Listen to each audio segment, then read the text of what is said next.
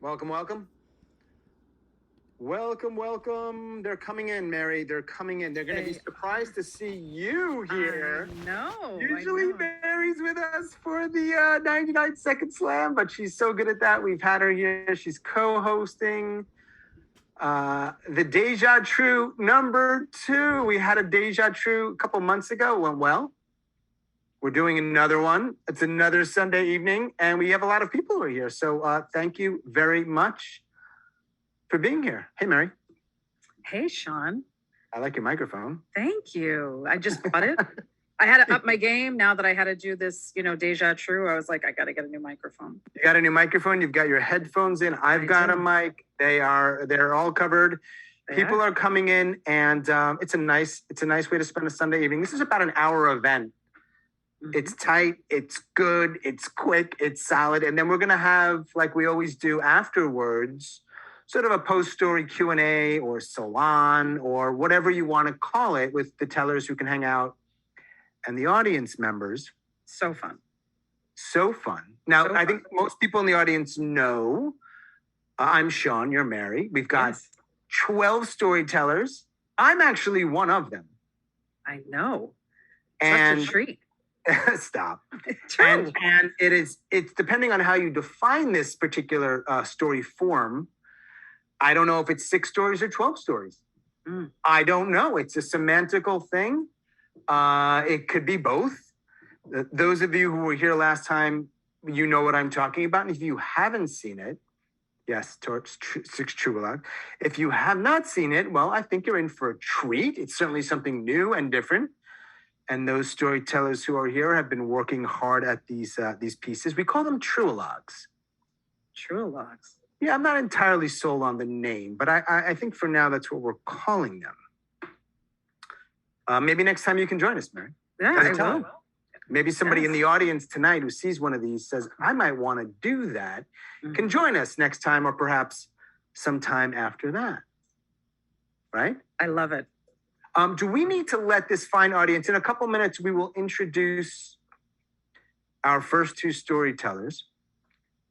I don't have any real housekeeping things to say other than, as always, you're going to stay muted. And please stay that way. You can use the chat to communicate with anybody, me, Mary, one of the tellers, one of your friends. And I think the default, and I think the best viewing mode will be when the 2 storytellers are side by side, particularly for this event. That is the best way. Now, you can manually change that, but I would encourage you not to. I think you'll enjoy it most that way. Agreed. Mary, by the way, you know I'm obsessed with location. Where are you? As usual, I'm right outside Boston, Massachusetts tonight. Okay. Yes. And are you? You're not in Boston, Massachusetts proper. I'm 5 miles out. I'm in a city called Malden. Okay. Malden, Massachusetts. Yes. Should I put you on the spot and ask you where I am? I know North Carolina. No, North Carolina. Yes. Chapel Hill. Thank you. Very good. Yes. Yes, it's good. I hear some people. I see some people in the chat right now. I can't respond to you, but all the storytellers, I want to just thank them for all the hard work they've done. It doesn't come quickly. It doesn't come easily. Not for most mortals, and we're all mortals here this evening. And to our audience, I know you have a lot of different options to spend your Sunday evenings, particularly as the weather is warm and this and that is happening in the world. So thank you for being here for 60 or 70 or 90 minutes, whatever it is. Really appreciate it. And I don't think we're going to have an intermission. We're going to have 6 stories we're going to go through. We'll chat a little bit in between. We're going to roll through. All right, Mary, does that sound cool? That works for me. All right, look, it's almost 7:10. Yes. I always want to respect our audience and our tellers and get started when we say we will. We did let everyone in a little bit late, so thank you for being patient with us.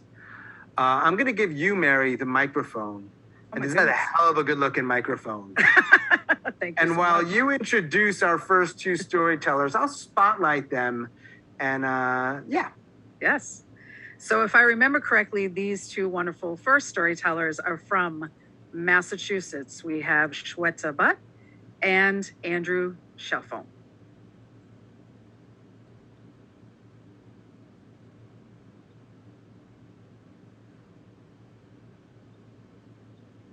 It's all about time. This school is almost 200 years old. The students here have been at the school between 1 and 6 years. The faculty, they line up based on how long we've been here. And the commencement ceremony itself, it will take about 2 hours. The school has hosted a lot of commencements, and I've been here for the last 15 or so. And they've taken on a lot of sameness. The faces and the names change, but the traditions stay the same. The bagpipes, the school songs, the academic attire, the handing out of the diplomas, the speechifying. The weather is warm, the leaves are on the trees. It's May and the campus, it looks beautiful. Some years it's a bit too warm and some of the faculty members complain that they're too hot under their academic attire, but those complaints are ignored once the ceremony begins. We happily do it. Commencement is a big time for the students, but it's also a big moment for us. We've taught these kids, we've coached them, we've seen them grow, and now we're getting ready to send them off into the world. Before we do that, we form a traditional receiving line where each graduate receives a firm handshake or a tight hug and congratulations and reminders to stay in touch. The students know that this is going to happen, but they don't really know how it works. Many of them will end up sobbing by the time they reach the end of the line, even the football players. It's almost time. The weather is perfect as I make my way into Brown University's main green. It rained the night before, but today the breeze feels good on my face as my robe is keeping my bare shoulders warm. It almost feels like the calm before the storm that I don't know. I see the faculty lined up under the arch as all who are graduating, undergraduates, master's students, PhDs, medical students, and me, are lining up to start the commencement procession. It's the 250th commencement of Brown University, and even though we've only been here for about 2 to 8 years of that history, we're still part of the history of this historic ceremony, a ceremony that has held the same traditions over the years. The baccalaureate, the honorary speakers, the dean's address. I always knew I'd make it here. This is actually the one thing I knew my entire life. I mean, I've graduated before. I've received diplomas. School is something I know how to navigate. But there's something about being here, about sharing this moment with those who I took classes with, who I ate in the cafeteria amongst, who I walked down Thayer Street beside that cannot be replicated. This moment is my last moment of familiarity before I leave for a place unknown. I've never really left school. After going to school and then going to college and then going to graduate school and then working in colleges and universities most of my adult life, I've been to a lot of commencements. I've seen authors, scientists, TV personalities, ambassadors, titans of industry, and one US president. I've had James Earl Jones shake my hand and in a Darth Vader voice say, "May the Force be with you." I've seen Hawkeye Pierce joke about the choppers bringing in the wounded. And I once sang, along with 1,000 other people, an original song written by the speaker, a famous comedian. And the main word in the chorus was asshole. But I've never handed anyone a diploma. Here at the school, it's a tradition for the faculty parent to present the diploma to their graduating child. I was supposed to be doing that this year for my son, but for a variety of reasons, the school wasn't a good fit for him. And it turns out school wasn't a good fit for him at all. He's not graduating this year from anywhere. His name isn't in any program, and it's not written in any fancy lettering on any diploma. No one remembers the ones who didn't make it. He's all I'm thinking about today. I don't really know my life outside of school. I've been in school for the past 18 years, making my way from preschool to here. There was a year in between my junior and senior year that I did take off, but I was still taking classes, still learning, still very much being a student. I was supposed to graduate last year with all my friends. The other students that I walked through the gates with on our first day, went to parties with on the weekends, stayed up all night with, cramming for exams. I went to that graduation last year to cheer on my friends. I heard Ben Affleck give a speech and then some Nobel laureate and a professor. Even Snoop Dogg picked up a joint from the stage at the preliminary concert. I handed them all flowers, gave them hugs, and even baked a cake to eat in our freshman dorm. But today, I'm going to be handed my diploma, a diploma I always assumed I would receive, even though I took a break, even though I've questioned my ability, even though I've questioned if Brown is the school for me, questioned if I would ever see my name on the program. I see it now with all the other undergraduates. And even though I remember the questions, no one else does. No one else remembers me wondering if I could do it, if I'd do this thing that I always thought I would do. Because I'm here. And it's finally time. The receiving line isn't timed. It ends when it ends. Ties are now undone because of the heat. Heels are held in hands because of blisters. Families are bickering about packing the car one last time. Greeting cards and gifts have been exchanged. And when it's over, a strange silence descends on campus. Everyone leaves campus happy that it's now summer, but sad because it's all over. The work is done for the year. How much time before the memories take over? I look around at happy students and their families, and I catch a whiff of celebratory cigar smoke. I wish my son were here. I wish I'd been able to hand him his diploma. That important work is incomplete. I'm an educator, and I feel like I've let him down. I feel like I've let everyone down. A graduate appears before me and reaches for my hand. "Thank you, Mr. Shelffo," she says. That's a standard student line. But I don't know this girl. And then she says, "Please tell Sam I said hi." These commencements all run together. I will remember this time, the time that I sobbed like a football player. I couldn't tell you what time it is. The day, it started at 6 when my sister was straightening my hair while I was eating quickly and dressing in my dorm. I've been standing and sitting since then. I haven't even used a bathroom, but the ceremony is finally over. I have my diploma in hand. I'm congratulated by professors and TAs, by my classmates sitting next to me. I finally meet up with my family and some friends who greet me with smiles and tears and flowers. We take photos outside, different permutations of my parents, my sister, my grandmother, my uncle, my best friends, make their way into a photo roll of 250 pictures. I watch them walk off to the car to pick up the celebratory Thai takeout for dinner in the lounge of my freshman dorm. And I remain standing, watching the students and their families clear out. I've lived my entire life to make it here, to graduate from my dream school. I've always known what the next day would bring, how time would pass. But today feels different.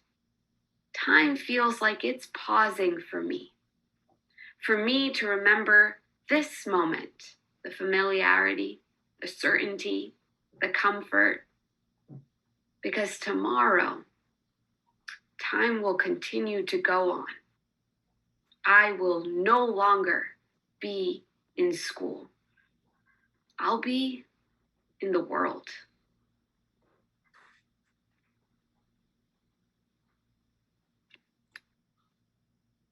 What do you think of that, Mary? Thank you, Shweta and Andrew. Mary, come on. Oh, I mean, what a wonderful start. Just tremendous. Thank you, Shweta Yeah. and Andrew. Thank you. Both happen to be in Massachusetts. Mm-hmm. That's not why they went together. It's just they happen to be in Massachusetts. Massachusetts, right? If you, I don't know if you got the sense, Mary, there is a loose theme this evening. Mm-hmm. And that loose theme is around time. Yes. So you saw that sort of work its way into Oh. the story, and you presumably will in the rest of the stories. Yes, that Not was easy. fabulous. Not No, it was fabulous. What a wonderful way to start. See, I can comment on the stories now. I'm so excited. Exactly. You're not giving anything away like the slams. You can comment I on the know. stories. So would you consider that one story or two stories? Oh, gosh, it feels like one. It just flowed so nicely. So All right. I feel like that was one. That's my opinion. Sure. Yes. Okay. Yes. And just so everyone knows, after all the storytellers tell their stories, and if you ask Mary, there'll be 6 stories. If you ask Sean, I don't know, maybe 12. Maybe 12. We can keep taking on. We will have an opportunity to talk more to the tellers. The audience can hang out a little bit. Yeah. Do a little self promo and all of that good stuff. But let's just keep rolling. I'm Yes. gonna stop talking because, well, you can introduce the next 2 storytellers. I can. That's wonderful. Let's see if I get this right. So, Torrey Shine in Pennsylvania, and you, Sean Wellington, in North Carolina, are our next pair to tell us a story.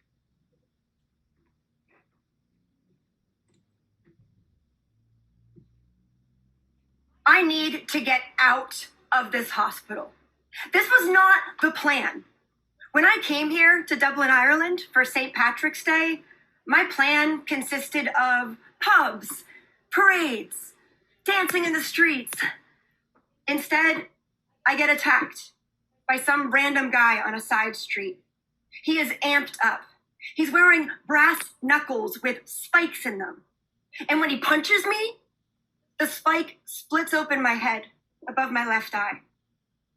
Now, everyone else is at an after party, and I am bleeding, alone in this hospital, waiting for stitches. And I swear, the emergency room in Dublin, Ireland, on St. Patrick's Day is a total shit show. There are drunk people bleeding everywhere. I'm supposed to fly to Amsterdam tomorrow. I have tickets for this music festival, the Jam and the Dam, and I'm going to visit my boyfriend, Boris. He's Dutch. My flight leaves in 5 hours. Finally, I walk out of the hospital. My face is swelling up in bruises. My head is wrapped in gauze. I hail a cab to the airport. I need to get out of this hospital. It's the UNC Psych Center, and I didn't want to come here. This was not in the plans. This is a place you come when you want to kill somebody or kill yourself. That's not me. I just didn't want to keep living. That's not the same. When there was nowhere else to go, I checked myself in, and I stay a week, half my time in the ER, the rest in the psych unit. I need help, but I'm not getting it here. This place is an absolute shit show, so I leave. The only thing that's changed, I've lost a week. Oh, and I'm gonna get a bill, a big bill. And when I do, when I get this bill, I will no doubt add more holes to the living room or bedroom or bathroom walls, because this is the place where it goes. That's the place where it goes. And I'm still alone. That hasn't changed either. Look, if something doesn't change, the next time it won't be a psych unit or the psych ER. It's going to be a jail or a cemetery. I know this, and I know something needs to change. And I need to get out of this house. I've been back a week, but every time I open the door to leave, I stop because I feel like everybody is always staring at me. Like I've got this big tattoo across my entire face, and it says, dangerous. I get to Amsterdam, and everyone is staring at me. My face is covered in bruises. My head is wrapped in bandages. I look like a train wreck. It's obvious I've been beaten up. And people are judging me. They're giving me dirty looks. It's like I've got this giant sign that says victim on my face. There's a cop at the airport. He scowls at me and he says, well, that must have been some door. And I feel ashamed. And I feel embarrassed. But when Boris sees me for the first time, he doesn't flinch. And he's not embarrassed to be seen with me. We go out in public. We go out to dinner. And there's a big part of me that just wants to be alone, to hide somewhere inside. But these bruises aren't going to go away any faster, no matter where I am. And jamming the dam, it's happening now. And so I go to the festival like this. And I have to lean on a railing. I'm dizzy from the concussion. But I lean onto the railing and I'm moving with the music. I'm dancing. And for a moment, I feel good. Dance. I see a flyer for a dance class, a salsa class. It's near me. It's on a Monday night. I've done salsa before when I was up in New York. So I go. This is Cuban salsa. It's done in a group, in a circle. I'm in this big beginner circle. And for that Monday night, I dance for 2 hours. Is it fun? No. Because I feel like everybody is looking at me, judging me. The fuck are you looking at? I am not dangerous. It's the tattoo. And I know everybody can see it plastered across my face, dangerous. And after that Monday night, I don't want to go back. And that week, when I'm home, I hide. And I'm looking at those walls with those holes. And I know no matter where I go, or what I do, or who I do it with, I'm going to feel this way. So I go back that next Monday night. I even tell some people before class starts about my stay in the hospital.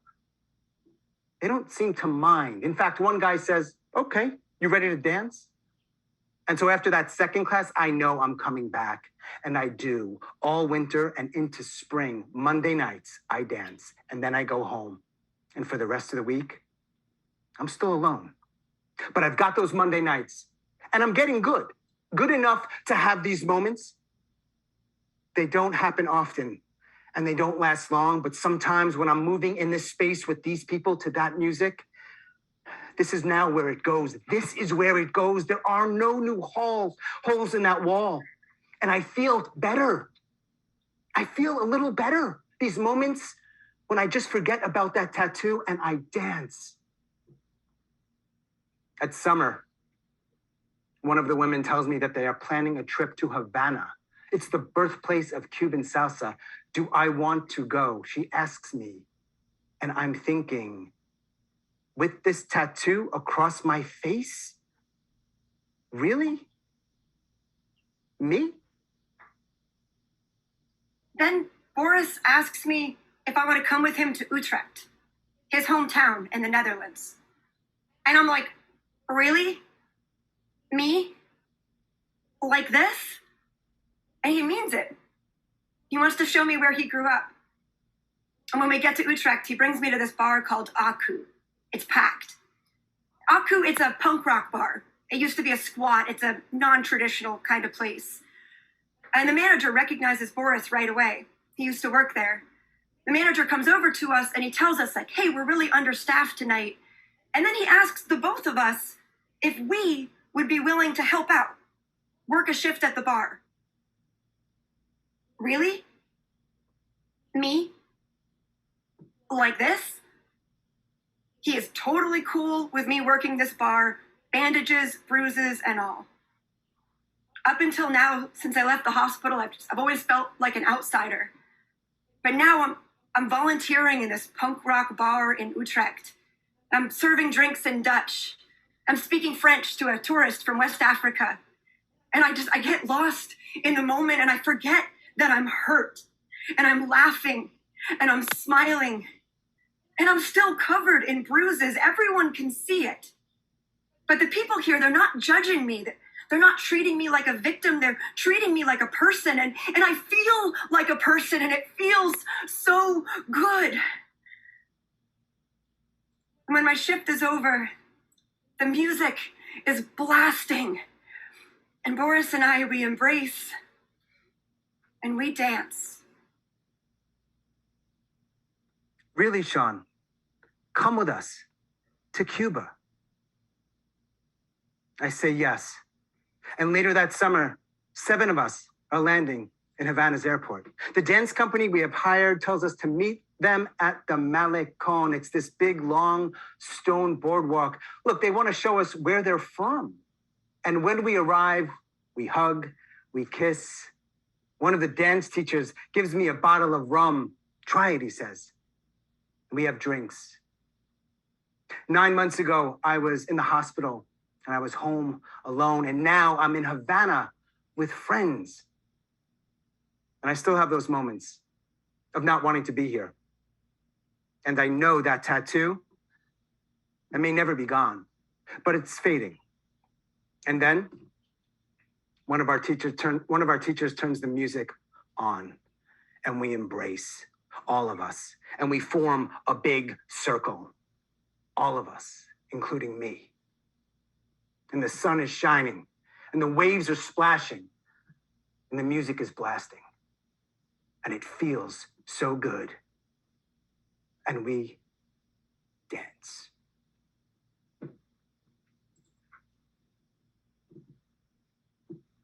Wow. Wow.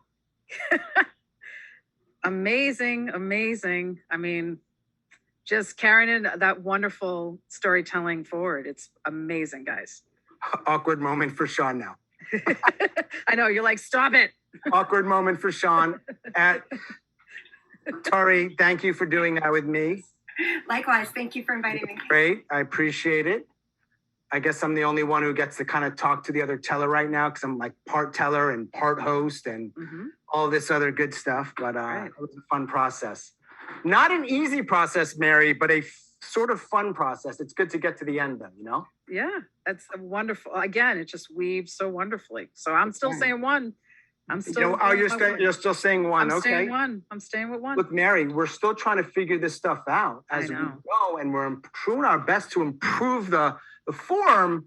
And I think we're getting closer. We're getting warmer and warmer as we do it more often, and we get feedback and we practice. That's it. You know, and I should say to anybody who's watching this, and I'll say it a couple more times, if this is something you might want to do, I would love to open it up to a wider group of people. And do this more. It's fun and it's interesting. And I think we have just scratched the surface. You know? Agreed. Completely agree. Look at all this stuff happening online. Look at it. I mean, it's good stuff, right? Because we've done the 99 and now we've got this and we've done the other stuff. And you're in a lot of stuff. That's true. Some stuff. Yeah, a lot of storytelling. It's wonderful. This is what we need right now, Sean. We need to hear stories. Indeed. The way the world is, it's true. Let us introduce our third pair this evening. We're taking. Should I go, Sean, or did you have something? Yeah, no. I'll stop talking. You know that's hard for me. I never want to interrupt, my friend. You know that's very challenging for me. We're going to take a trip out to Las Vegas and hear from Bob Dancer and Richard Munchkin. It's 1968. I'm barely 21. And I'm playing poker at the Monterey Club in Gardena. Gardena is a suburb of Los Angeles, and it's where old poker players go to die. I have studied every poker book in the world. I've taken a year off of college because I want to make my fortune gambling. I'm sure that's where my fortune is. Unfortunately, I get my clock cleaned in Gardena. These old pros are good, and I'm not, and I get beat repeatedly. So I give up gambling. I give up poker. I go back to school. 6 years later, I've got a couple degrees, and I decide to gamble at backgammon. Again, read all the books and practice, and this time I get good. I get really good. Not elite. In backgammon, you need to be elite in order to make money at it. So I have to give this up too. And I have to go get a job because I've lost all my money at backgammon. I've had some degrees, I have some skills so I can get jobs, but I hate working for other people. I don't fit in. I'm much better off by myself, but I have to do what I have to do. I hear about blackjack. This is a game against the house, not against other players. Maybe I can do well at this. So I get all the books. The one that most inspires me is called $1 Million Blackjack. I hear about a game at Caesar's Palace, which is going to be great. I don't have enough money yet to play that game, but I will soon. And that's where I'm going to make my fortune. I'm 20 years old and I'm in a bar with my friend Jerry the dentist. And he tells me he has a system for playing blackjack. And I roll my eyes. I go, yeah, right. And he goes, no, this is real. This is based on math. And he tells me about counting cards. And he tells me about a book called Playing Blackjack as a Business. So I order the book, I read it, and I go, oh, this is legit. Like, this actually could work. And so I start studying and practicing. And I think after college, I'm headed to Vegas. So after college, I head to Vegas. And I get a job as a blackjack dealer. Because this way, I can deal blackjack 8 hours a day and practice counting cards the whole time. So I deal for 8 hours in practice, and then I go out for a couple of hours after work, and I play. This is my plan. I am going to be a professional card counter. The game at Caesar's Palace turns out to be not so good as for me as I thought. But there are other games in Las Vegas that I can beat. A lot of casinos offer promotions where out-of-state players get paid to play blackjack for 4 or 8 hours. And so I do this a lot. And I get good at it. And my skills are enough that I'm doing fine. I'm building up my bankroll. This is great. I moved to Las Vegas in order to specialize in these games. And my bankroll's getting bigger and bigger so I can go play. But eventually, there's only so many of these places that offer the promotions. And therefore, to bring in new customers, not to be a money grab for old customers. So I get kicked out of most of them and eventually all of them. By this time, I know how to count cards. And so I do that. And I'm better than break even, not real good, but I'm winning. But that's enough for the casinos to kick you out. I get a tap on the shoulder at the Las Vegas Hilton. They don't want my blackjack action anymore. At the Stardust, they're not so polite about it, but the result is the same. So I give up blackjack. And I'm in Las Vegas, very little money left. No job, no prospects. I'm disgusted with myself. I want to be able to live by my wits. The world is telling me that I'm not good enough to do that. And I hate that feeling. I meet a professional card counter. His name is Alan, and he's from Australia. And we become pretty fast friends. And in places where I would bet $2, he's betting $100. Where I would bet $10, he's betting $500. And after 1 week, he says to me, how come you're not playing blackjack for more money? I said, well, I can't afford it. I'm betting what I can afford until I build up my bankroll. He says, well, how about we form a little team and I put up $20,000 and you guys play until you double the bankroll and then we'll split the money. I said, you've known me 1 week and you're going to give me $20,000 to go gamble in a casino with? And he reaches into his coat and he pulls out 2 stacks of $10,000 each and slides them across the table to me. So I say, okay. And we form this little team and we go out and we start to play. And every time I go out, I lose.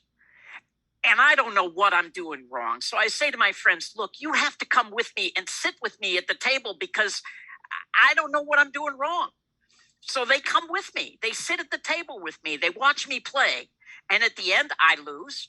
And they say, no, you did everything right. You're just getting unlucky. It'll turn around. This goes on for 2 months. And at the end of 2 months, Alan comes to me and he says, look, I'm sorry, I have to go back to Australia. So we have to end the bankroll. I said, Alan, you're apologizing to me? I'm losing all your money. I'm the one who needs to be apologizing. But Alan leaves, the bankroll ends, and I tell my friends, look, I don't know if I'm the unluckiest player or the worst player, but this game sucks. I quit. I'm still floundering, trying to figure out what I can do when I grow up. I go to Gamblers Book Club, which is a bookstore in Las Vegas covering all things gambling. I come across video poker. This is the game against the house where they don't kick out players. This might be good. So I buy all the books, start reading, start studying.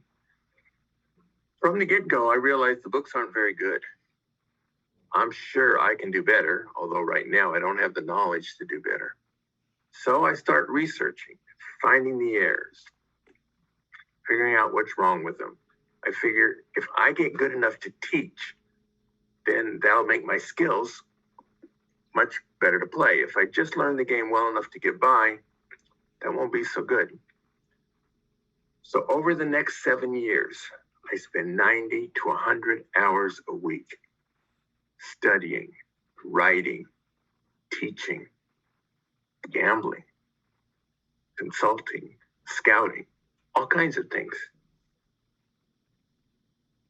This is a great time to be a video poker player, and I do well,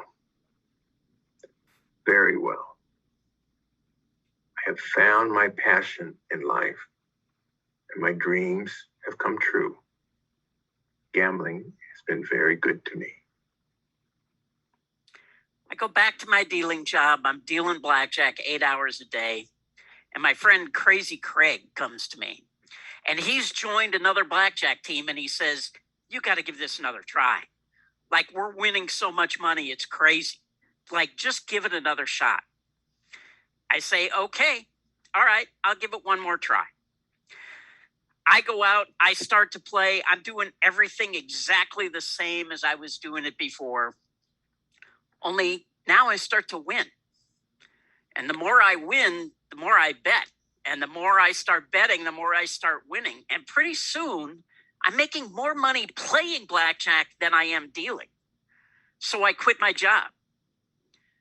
For the last 40 years, I've traveled around the world getting paid to play cards. I'm a professional blackjack player. So I have to say, gambling has been very good to me.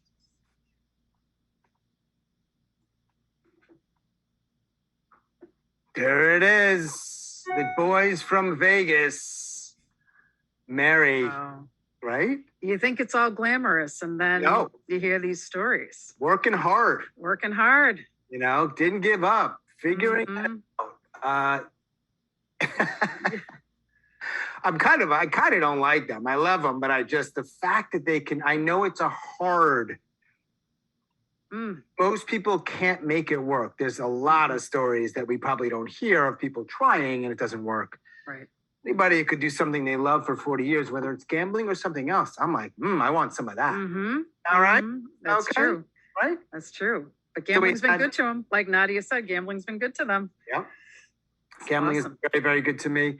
We had Andrew and Shweta who were talking about their rites of passage, so to speak, change, and Torrey and I talking about, among other things, our pathway to dancing. Yes. I'm simplifying, but That's okay. Richard. Listen, I'm the one who usually summarizes, so I know. I get it. I understand. Now I know how hard it is. I realize I'm trying to do it. It's wow. And Bob and Richard going through the path of being able to do something they love, and it just happens to be gambling. Yes. Now, somebody pointed something out. No, this is not a big gulp. Okay? What it is a large unsweetened iced tea from McDonald's. Mary, can I share not a story, but it's sort of generally speaking a very quick story? Of course. It's not a story, by the way. It's your show. It's not a story. What it is I tried to go vegan, right? Uh-huh. Let Yeah. me tell you something. It's hard. It's hard. Let me tell you something about that. Don't do it. It's really hard. And every now and then I'll slip. And sometimes I slip big. And You I'll have to. go to the McDonald's and I'll get a couple of fish combos with large fries and a large unsweetened iced tea. Oh. And then that's from yesterday. So there's just iced tea in it, because I know. I'm trying to be good about my booze All right. intake. What you just saw there, that story, that was your intermission. That's, Well, that was the intermission. You're welcome. I think I should introduce the next two. Would it be people, don't shocking you? if I told you that was unplanned? Yes, take it away. Yes, take it away. Let's go California Dreaming with Neshama Franklin, and over to Chi-Town, which I'm sure they hate I call it that, but Chicago with Dan Boyd. All right, we're going to just spotlight both of them, and they're going to take their time and make sure they're unmuted, which they are, and stage is theirs. There I was, in the ditch. The car had spun around, and I was surrounded by broken glass. I somehow had the presence of mind to reach over and turn off the ignition and the new age music that had been playing, and there was an uncanny silence that in which time seemed to stop, and then the sirens came, and there were 3 ambulances. One for me, I didn't think I was hurt. One for I learned it was a motorcycle, and we had collided. I had looked both ways. I was just a couple of minutes from my house. How could this have happened? And what did it mean?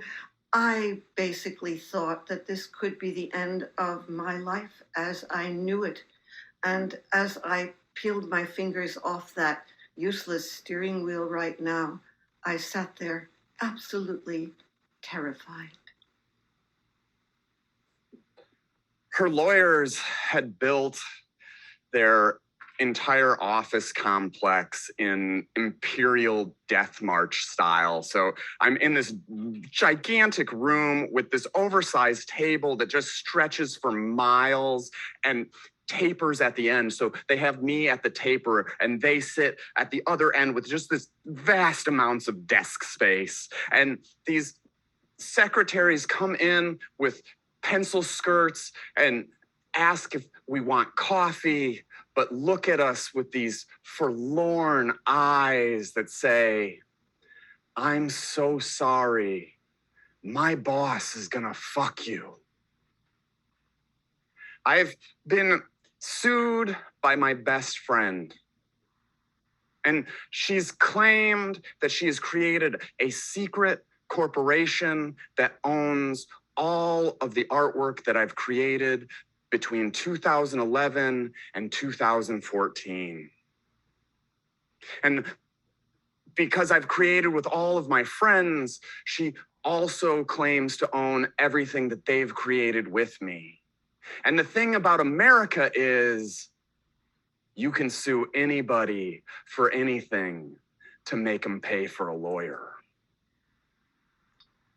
Well, the insurance company lawyer was not very encouraging. I mean, he basically said he had the right of way, you're at fault, you're screwed.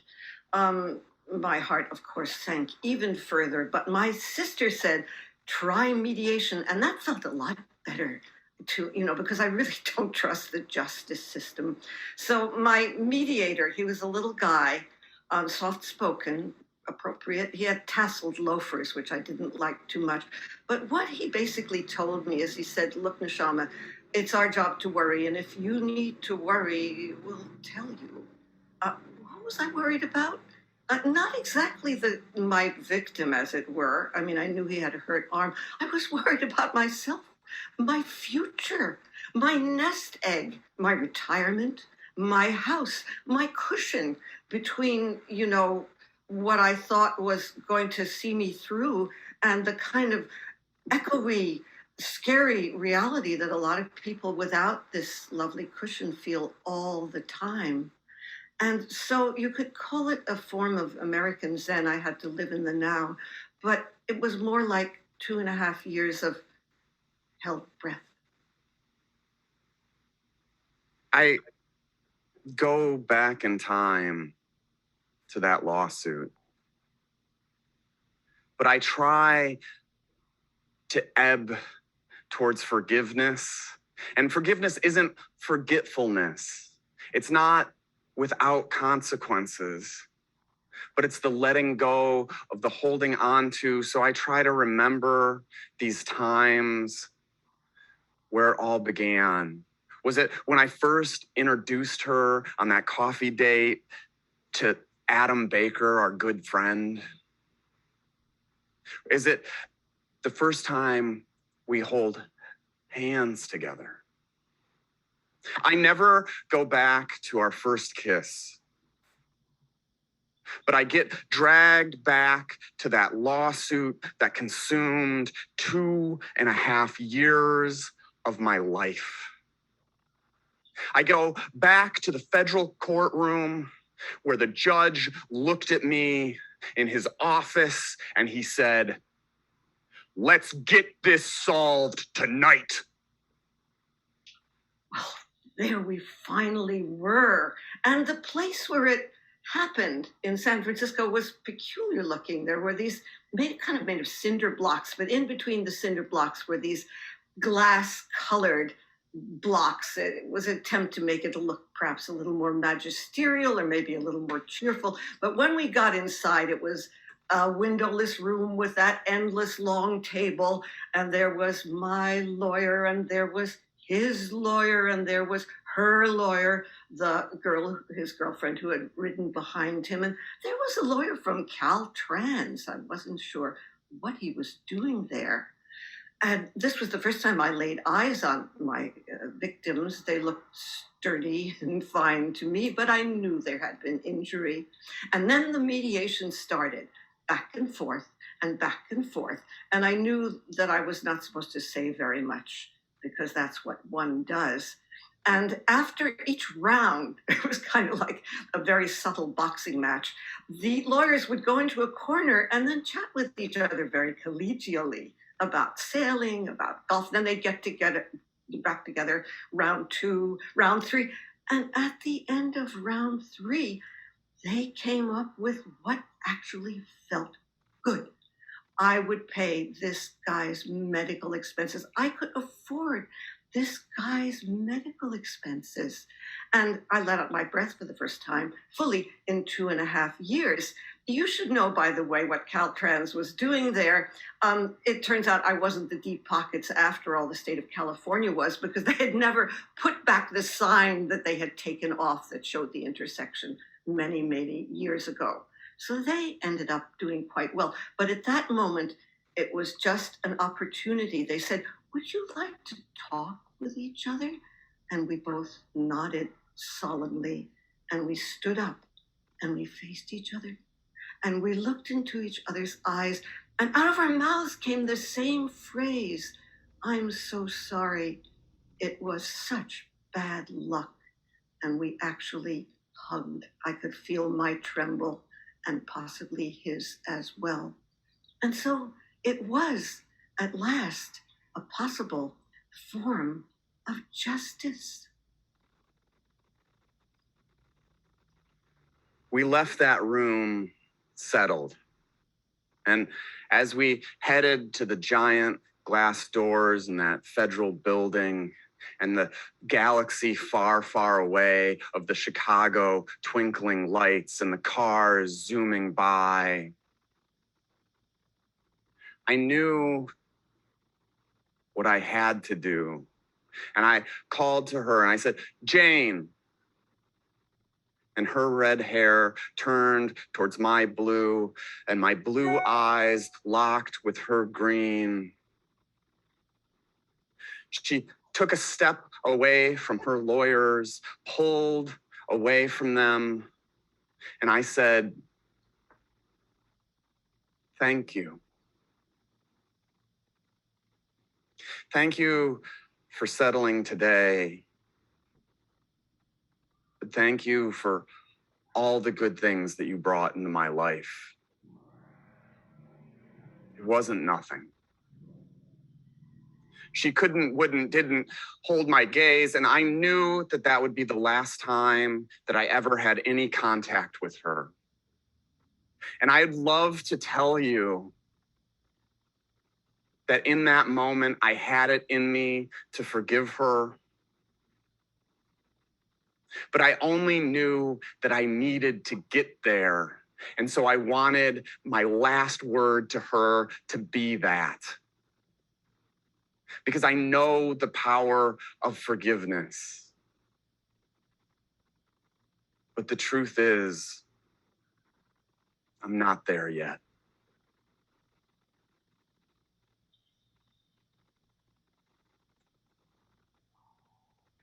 Dare I say boom? I just did. Boom. Thank you, Dan. Thank you, Neshama. Mary, I say this as both co-host, your co-host, Yes. Queen Mary's co-host, and one of the people involved with this thing. And I get to spend time with these storytellers and work on these things. It's really interesting to see how they sort of evolve. Such talent. Right?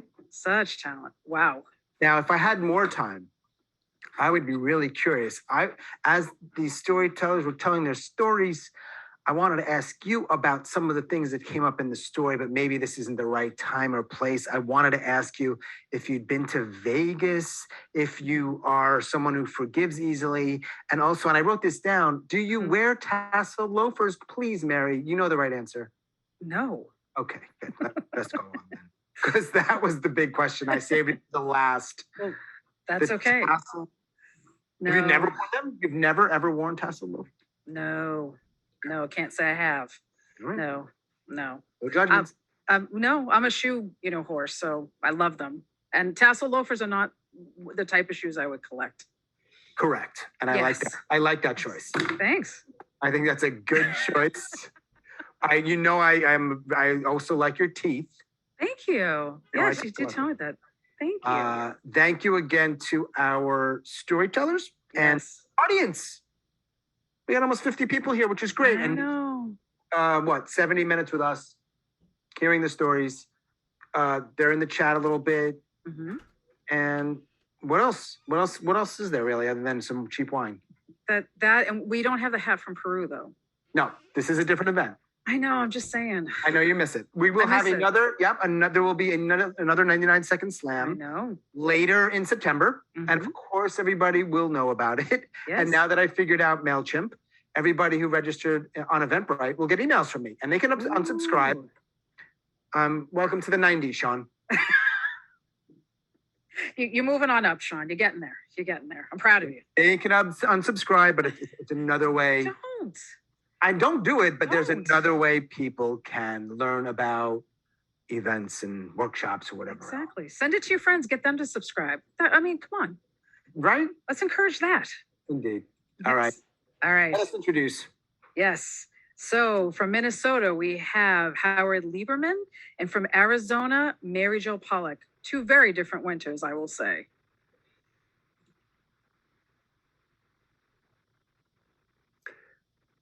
I've got a gift. No, it's not my good looks or athletic prowess or special love-making skills. My gift is wordsmithing. I write well. And as a young man, I began publishing poetry and fiction, even political commentary. I'm a writer. It's 1971. And I'm living in Montreal, working as a community organizer, doing God's work. Unfortunately, God doesn't pay, and I'm broke.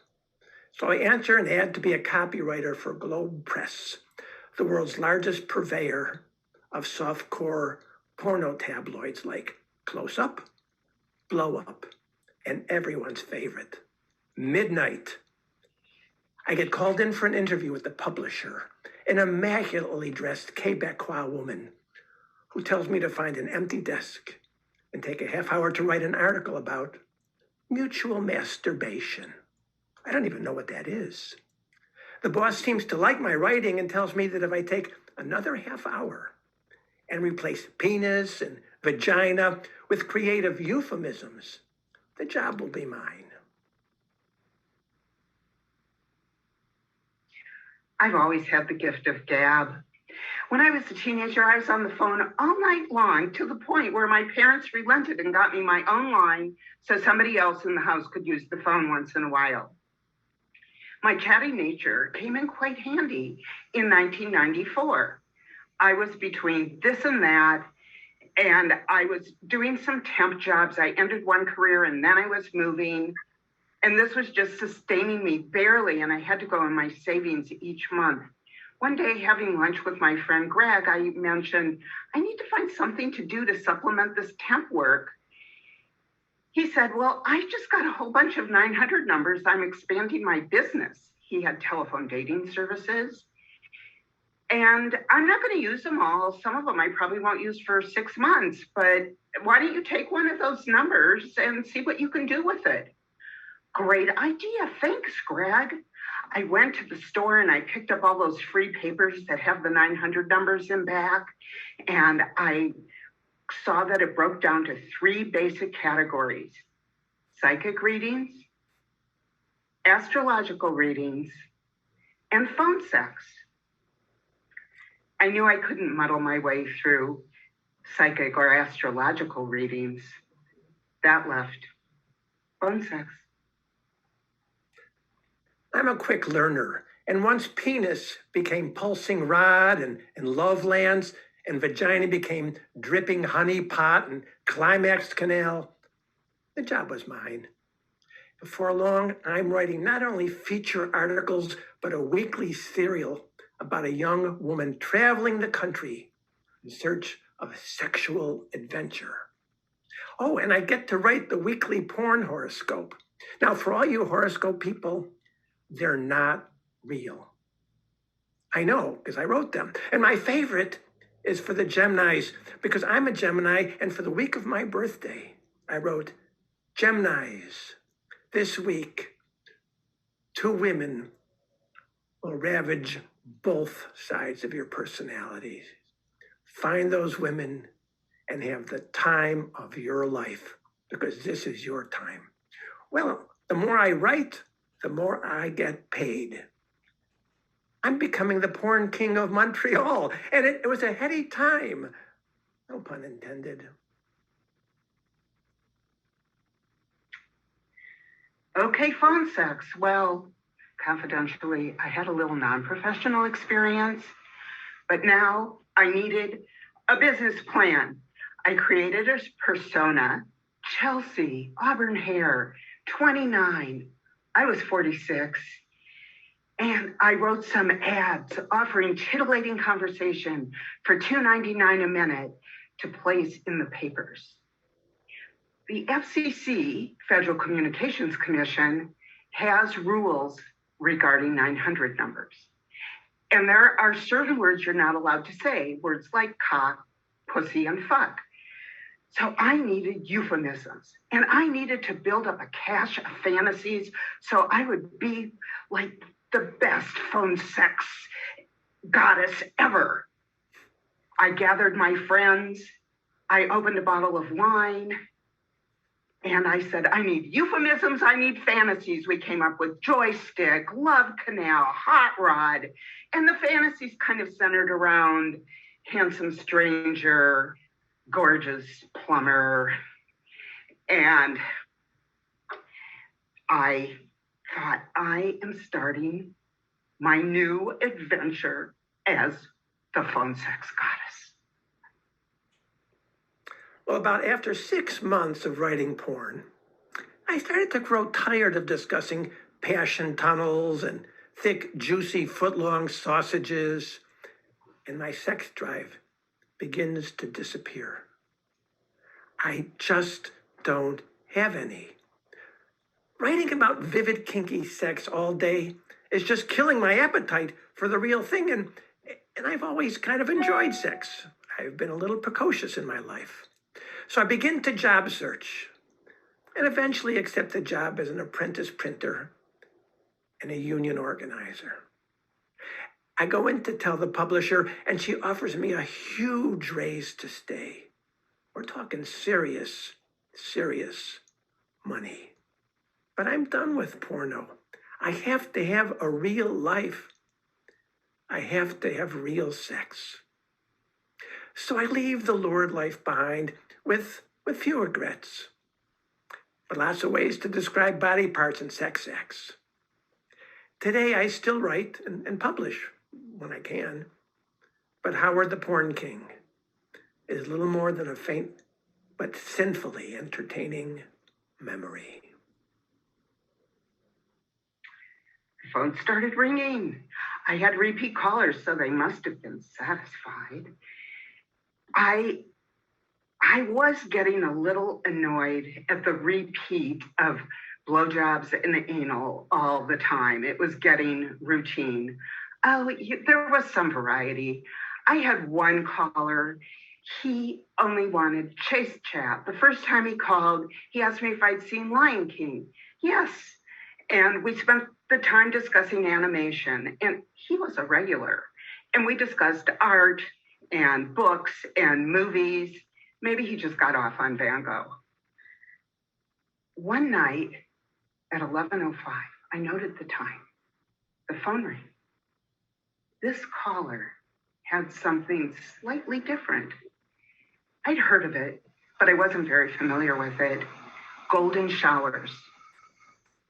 And I really thought it was disgusting, but for $2.99 a minute, if you want to virtually pee on my face, I guess it's okay. The next night, 11:05, the phone rings. Same caller, same story, almost verbatim. And anytime the phone rang at 11:05, I never answered it, and he stopped calling. This was a turning point for me. I was really turned off to men. I didn't want to date. I didn't even want to hang out with my guy friends. I did enjoy the checks from AT&T every other week, but it was time to disconnect the phone and leave this life behind me and say goodbye to the phone sex goddess. Now I use my gift of gab for storytelling.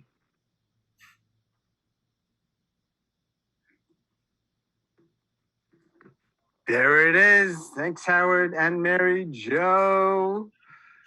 All right. There's Mary. There's so much there. So much. Neither of them are arguably in their sexual. What's the word I'm looking for? Oh, I don't know. You're on your own here. I'm going to get in a lot of trouble with that. I know. You're right. I could see Mary Jo already being like, say what? I'm sorry, what? It just brings up a lot for, I'm sure everyone who heard that, right? Yes. Here, let me help you. They're not in their careers, sexual careers anymore. Fair. There you go. There's Howard's like. Yes, that's right. Right. Yeah. Howard. So the only teller who has unmuted themselves and talked tonight was Howard saying, yep, that's it. Just want to make sure I still got it. Yes. I'm still good. Don't worry about Right. it. Okay, I'm fine. Mary Jo's like quiet. She's like, think whatever you want. Yeah. I'm fine. I'm good. Yeah. Interesting, right? Because the range of stories tonight are just tremendous.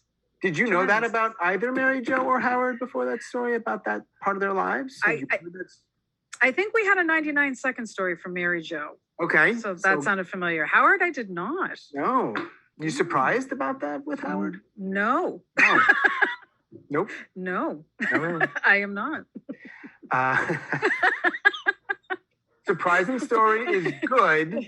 Yes. But in this case, the actual wasn't like shocking. It wasn't shocking, no. But it's still, yes. Yes. Now, as you know, and other people know, Grit has several events every Sunday, just about. We have the Mental Health Happy Hour, which is an open mic, which has been growing, which I love. Yes. We got the Flash, which is sort of improv and story. You, of course, know about the 99-second story slam. I've heard something about that, yeah. Right? Starting season 5. Yes. And some curated events. We used to have the 7x7s. I put them on hold. Now we have the Deja True. Our next and final 2 storytellers are doing something kind of interesting. And I don't want to give much of it away. Okay. But they're taking two things that Grit kind of has been a part of, this form, and playing with the length and sort of bleeding into the 99 area. I'll leave it at that, but they're trying to take 2 ideas and make it into one story. Wow. And I get to introduce them. How exciting. Indeed. Well, we're going to go up to Canada and talk to Johanne Pelletier and bring it back down to New York with Ronna Levy. Hi, everyone. How's the sound? Ronna, good? Yeah, can you hear me? I'm good. Yeah, good. Okay. All right. I'm 37 and I moved back to Montreal where I was born. I'm going to start this exciting new job really soon. I'm also divorced and I'm brokenhearted and I need to start again. When I arrive, I move in with my aging parents. Now, this is just a short-term thing, like a month max, just until I get settled into the new job and I get a new home. I'm 37. And I've run away across the country to Los Angeles. I run from a boyfriend who's getting a little too serious. And I run from being a daughter, a sister, a spinster aunt, from teaching high school, serving burgers, delivering pizzas, answering phones. I need a new start. And I fantasize about a Hollywood life because living an ordinary, boring life just scares the crap out of me. In no time, I'm managing everything about my parents' lives. You see, I become their health advocate, their health project manager. I'm a driver, I'm a cook, I'm a confidant, I'm a bill payer, I'm a daughter. Their health declines and caring for them becomes my second full-time job. My whole short-term thing goes on for 8 years. I'm caught up and I'm stuck in this role as a caregiver. I can't get out. And the house search is just a fantasy now, and I have no time for the restart. Dad dies, and now I need to figure out what's next for Mom. In no time, I managed to do a movie, plays, get a great review in the LA Times. I work in a production office. I'm an assistant to a TV star. I pitch an educational TV series, and I get a call. Fantasy life? No, this is my authentic life. But it's short term. I mean, I'm doing the same thing in LA that I was doing in New York. I'm teaching, I'm waitressing, I'm answering phones. I'm a Hollywood cliche. Mom dies the year I turned 50. I spent 13 years as a caregiver. Nobody, well, really everybody. Yeah, they call me a superhero. Having that big job, being the caregiver, was I just really stuck, unable to get out? Yeah, because the longer I stayed, the harder it was to get back to my life. But also, I know this. I know I was hiding a little in the role of caregiver. I ran away from my life by running home to be the hero. I am a hero, and I was a coward. Just afraid of restarting. Not anymore. Yeah, okay. I ran home. Now I need to find a home. My dad's in the hospital. I've just turned 42. He needs 2 heart valve replacements, and he has leukemia. And then my grandfather dies, and I miss the funeral because I am 2,451 miles from my home. Okay, yeah. New York is my home. It's time to go home.